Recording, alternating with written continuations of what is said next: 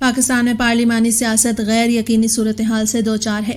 Election میں دھاندلیوں کے الزامات، الیکشن کمیشن، عدالت اور الیکشن ٹریبیونلز میں مختلف حلقوں کے کیسز بھی چل رہے ہیں، جبکہ آئین بچانے کے لیے پی ٹی آئی کو بلوچستان کی سیاسی جماعتوں کا سہارا لینا پڑ رہا ہے۔ متحدہ اپوزیشن میں B N P, Mengal Pakhtunkhwa party اور دیگر پارٹیاں شامل ہیں۔ کیا نیشنل پارٹی نئی بننے والی اتحاد کا حصہ ہے یا حکومت کا حصہ بننے جا رہی ہے؟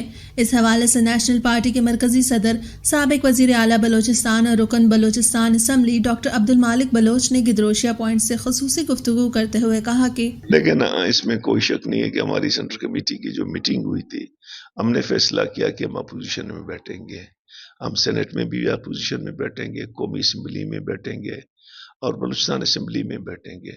باقی یہ جو اتحاد بنا ہے، ہم اس کے حصے نہیں ہیں۔ اس وقت ہم حکومت کے بھی حصے نہیں ہیں اور یہ اپوزیشن ہے اس کے حصے بھی نہیں ہے، لیکن ہم اپوزیشن میں رہ کر اپنی کردار ادا کریں گے، کوشش کریں گے کہ بلوچستان کے بلوچ کے وہ تمام مسائل جو اس وقت ہمیں درپیش ہیں، چاہے سیاسی ہیں، سماجی ہیں، ثقافتی ہیں، معاشی ہیں، ان کو ہم اجاگر کریں۔ اس میں یہ ہے کہ ایکچولی 259 میں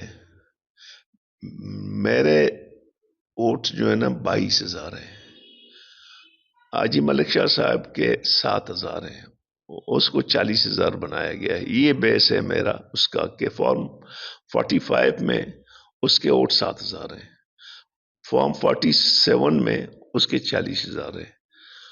اسی طرح تربت کے تینوں حلقے ہیں،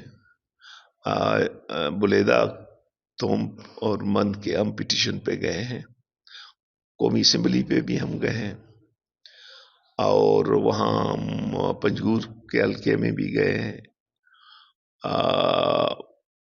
سریاب میں حاجی عطا محمد کے حلقے میں ہم کلیئر کٹ جیت چکے ہیں اور ہمیں زبردستی ہرایا گیا ہے، اس پہ بھی ہم گئے ہیں، بارکھان میں بھی ہم جیت چکے ہیں۔ تو ان علاقوں کے لیے ہم پٹیشن میں گئے ہیں۔